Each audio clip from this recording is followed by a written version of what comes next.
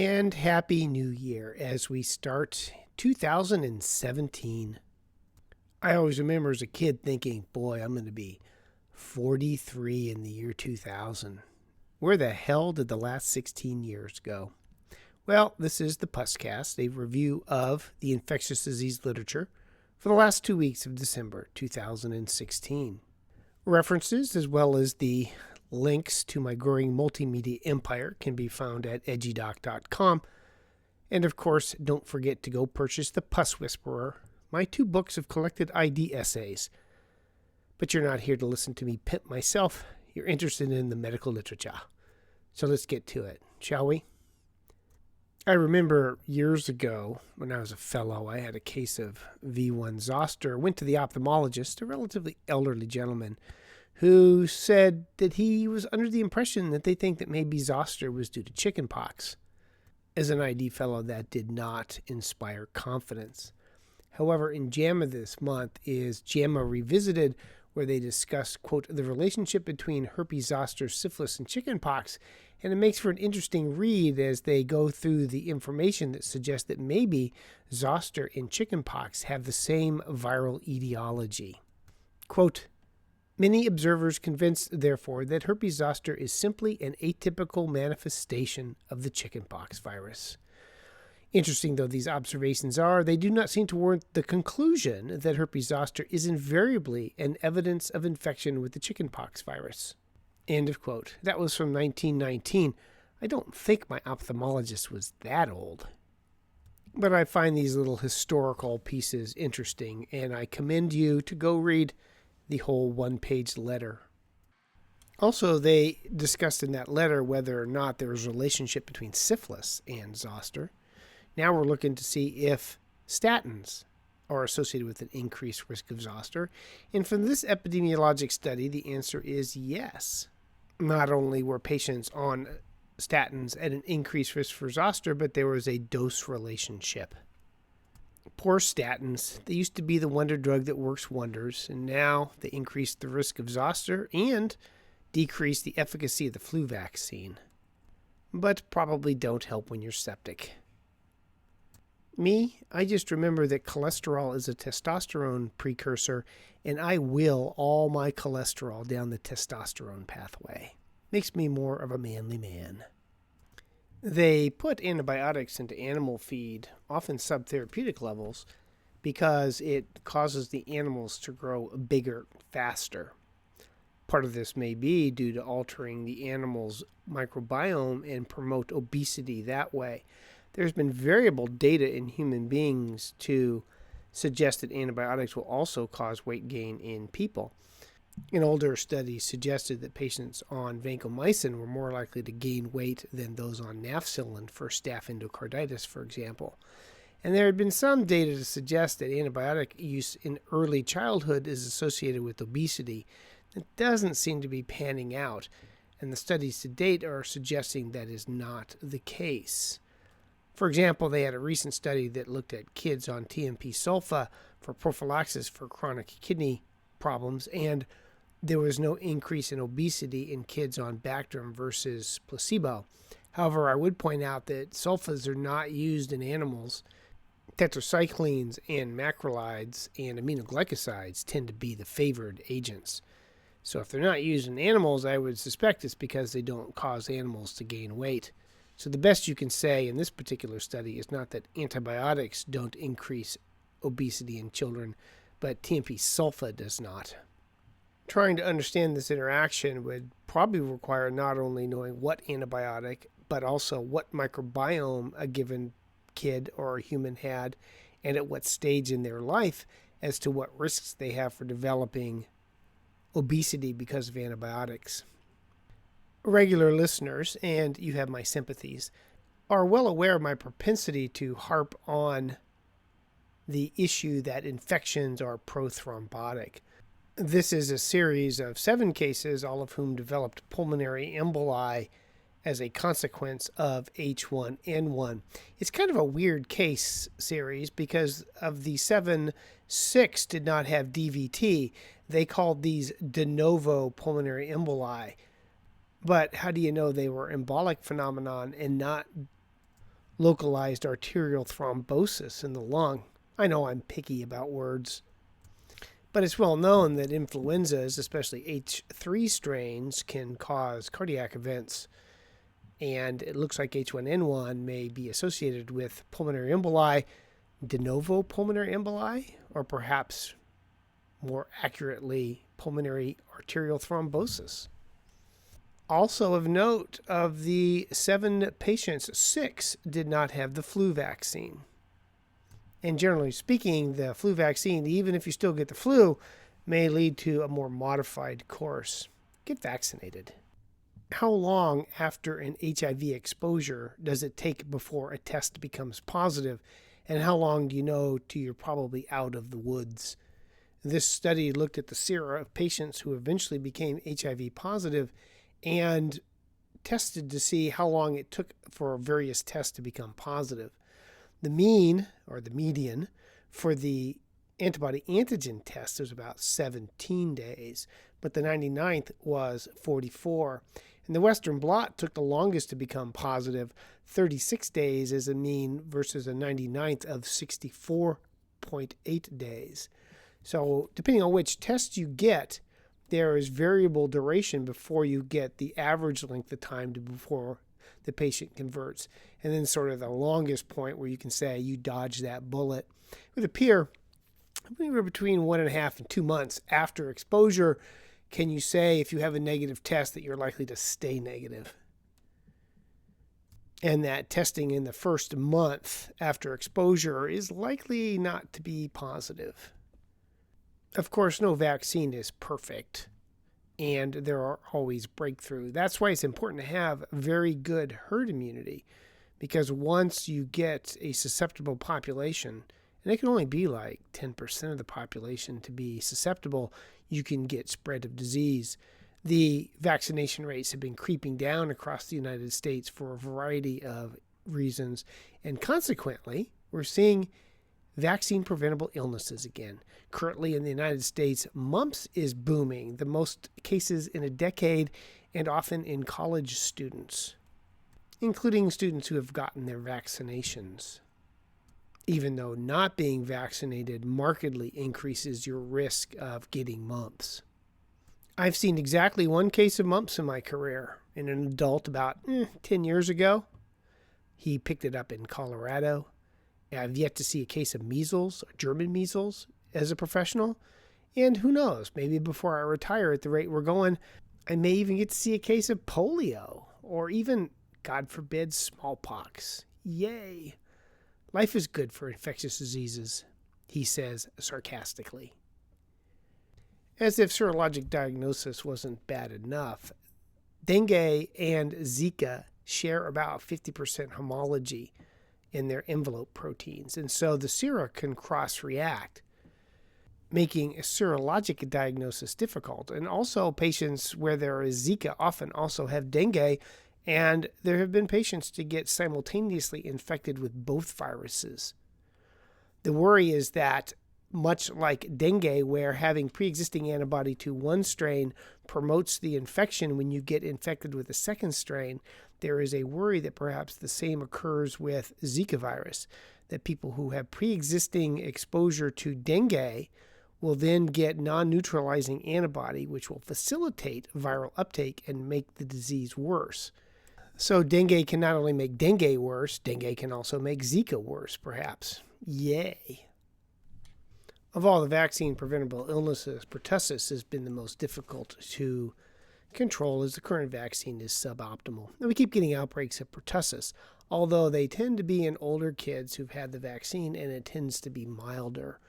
Those who die of pertussis tend to be newborns before they can get vaccinated. This study looked at the benefits of getting the Tdap prenatal versus postpartum, and found that if you got vaccinated at 27 to 36 weeks of gestation, you had a markedly higher, 85% more effective at preventing your baby from getting pertussis, those are the ones who die, than those who waited till after delivery. It can be difficult to convince some women to get vaccinated during pregnancy, but both influenza and pertussis will protect not only mom, but baby. The big three infections that lead to admissions are community-acquired pneumonia, which most people do a pretty good job at because we have guidelines and order sets. There's urinary tract infections and urosepsis, which again, most of the time people do a pretty good job at. And then there's cellulitis, which just the diagnosis and treatment of cellulitis is such horseshit as far as I can tell. This study out of JAMA suggests that 30% of patients with, quote, cellulitis, unquote, were misdiagnosed. I was surprised it was so low. And that the misdiagnosis of cellulitis leads to subsequent morbidity, mortality, and costs. The biggest mistake I see in the diagnosis of cellulitis is people examine an lymphodematous leg in the dependent position, and oh my God, it's red hot and swollen, even though the patient has no fevers or leukocytosis. You can't tell anything about a cellulitis if the leg is below the heart. And again, there's the massive inappropriate use of vancomycin and cefepime or piptazo for routine cellulitis. Diffuse erythroderma is always group A strep, maybe group B strep, maybe some MSSA. At most needs cefazolin and patience and elevation, and the patient will get better. And seriously, the next time you give a patient with a community-acquired cellulitis, erysipelas, diffuse erythroderma, either vancomycin or cefepime, or both, I think you need to have a hand removed. That way you'll only make that mistake one more time. People do such a routinely bad job everywhere that I think, like Staph aureus bacteremia, perhaps cellulitis should have a mandatory infectious disease consultation. Maybe I'm missing something here. The study looked at gay men who have sex with men, who had culture-positive gonorrhea in their throat. They either gargled with saline or they gargled with Listerine, and then they looked to see if they could get gonorrhea out of their throat. In the Listerine group, that was 52%, and in the saline group, it was 84%. So there is at least some significant dilution of oral gonorrhea just by gargling. The P was 0.013. So maybe you get a little gonorrhea killing from Listerine, and that happens in vitro, evidently. But they were doing 1-minute gargles and suggest that, quote, with daily use, it may increase gonococcal clearance and have important implications for prevention strategies, end quote. I don't think so. Who's going to gargle every day for a minute with Listerine just to get rid of gonorrhea or the chance of gonorrhea? I just don't think that kind of behavior is going to be seen, except in the most OCD of OCD patients.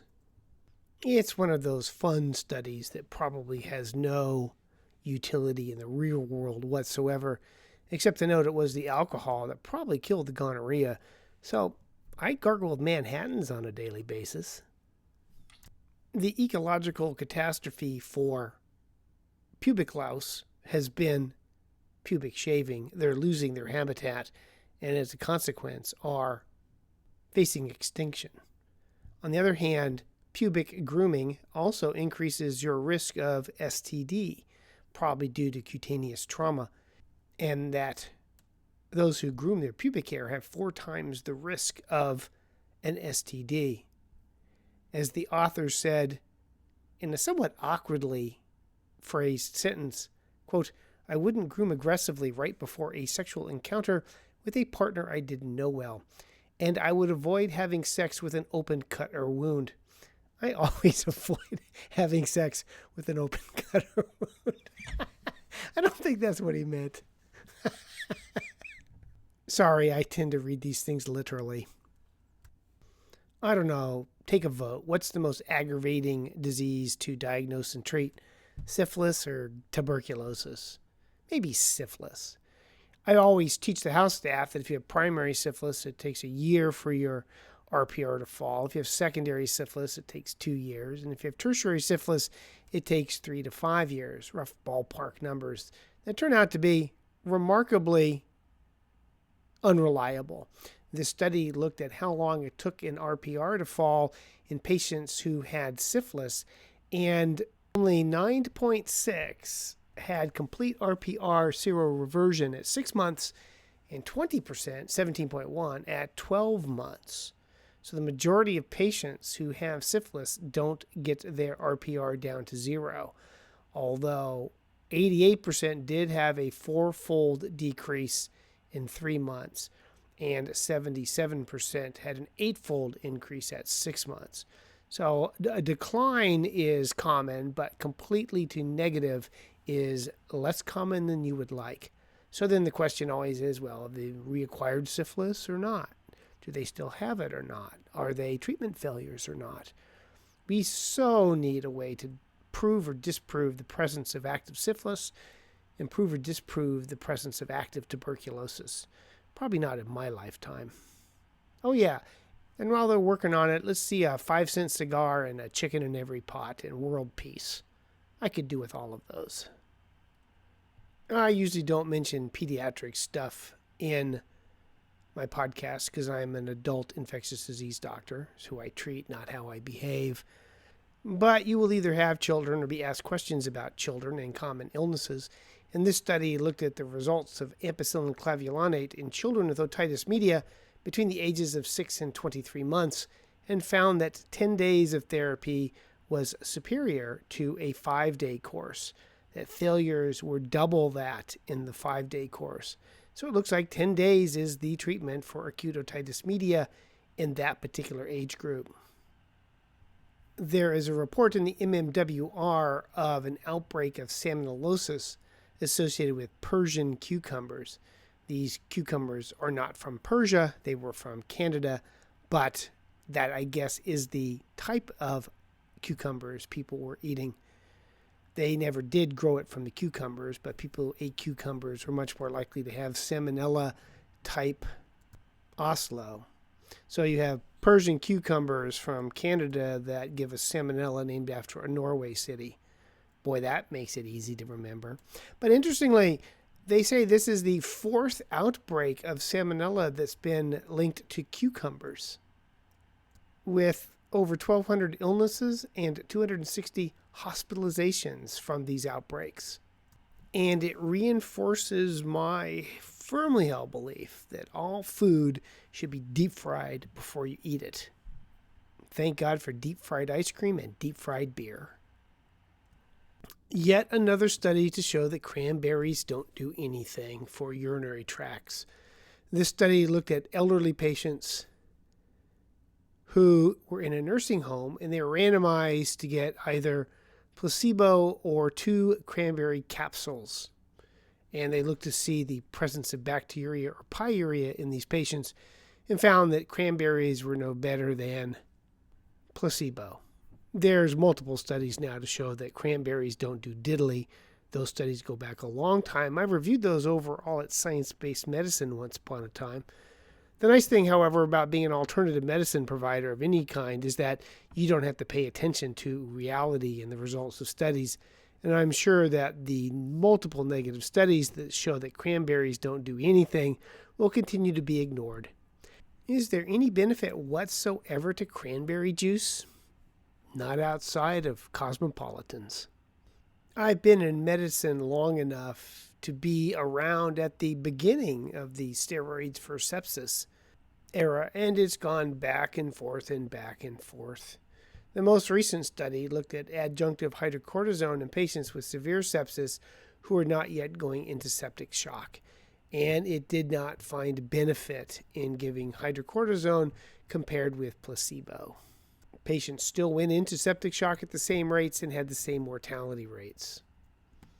Although the hydrocortisone group did have more secondary infections, more muscle weakness, and more hyperglycemia. I have no doubt, however, that this story will never die. Just like cranberries and urinary tract infections, people keep trying to come up with some way to use steroids in sepsis. But for now, I'm just going to defer to the intensivists. Fortunately, I no longer have to worry about these adjunctive therapies. Me find bug, me kill bug, me go home. So this article is entitled Outcomes Associated with Antimicrobial De-Escalation of Treatment for Pneumonia Within the Veterans Healthcare Administration. And they found that de-escalating was associated with a better length of stay, but did not affect either readmission or C. difficile rates. But I love this statement in the abstract. Quote, de-escalation, an antimicrobial stewardship concept, involves narrowing broad-spectrum empiric antimicrobial therapy based on clinical data. No, that's not an antimicrobial stewardship concept. That's what the hell a doctor is supposed to do. Jesus! That really says something sad about the state of medicine in the year 2016. It's right up there with the pseudo-medical providers somehow thinking that diet and exercise are alternative in some way. Yes, being a competent physician who responds to data is now an antimicrobial stewardship concept. Crap. I'm ready for retirement. Just remember, trypanosomiasis is in the southern half of the United States, and there's a case report of someone who never left Southern California who acquired a case from living in Southern California. The kid was a biker and camper and was discovered to be seropositive as a result of blood donation. It is probably underdiagnosed in the United States. And finally, people like to culture surfaces and they find organisms. In this case, they cultured cell phones. Cell phones have been found to have bacteria in the past, staph, Enterococcus and Acinetobacter. This time, though, they found evidence of viral RNA, metapneumovirus, RSV, influenza, and norovirus.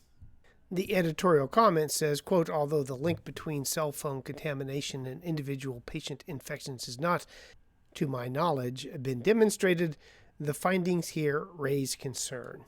No, they don't. The world's a filthy place. Everything is covered with human waste. I think of humans like Pigpen and Charlie Brown. We are always in a haze of something. Bacteria, viruses, parasites, mites. The world's disgusting.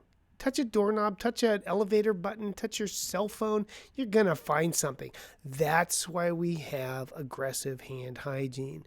If you break the link of contagion, it doesn't matter what's on your cell phone as long as you're compulsive about foaming your hands before and after you touch a patient. That's going to break the link of contagion. Well, on that grumpy note, we'll bring 2016 to a close. This has been a Puscast, a review of the infectious disease literature.